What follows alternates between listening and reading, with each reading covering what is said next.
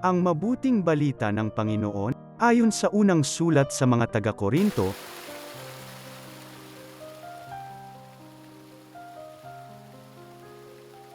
mga kapatid, hindi masasabi ni numan, Panginoon si Jesus, kung hindi siya pinapatnubayan ng Espiritu Santo.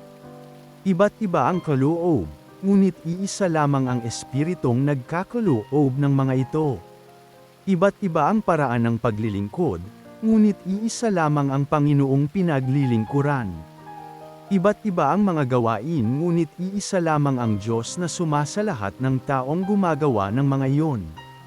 Ang bawat isa ay binigyan ng kaloob na naghahayag na suma sa Kanya ang Espiritu, para sa ikabubuti ng lahat.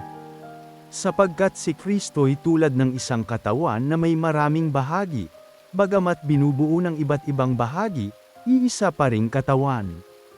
Tayong lahat, maging Hudyo o Griego, alipin man o Malaya, ay bininyagan sa isang espiritu upang maging isang katawan.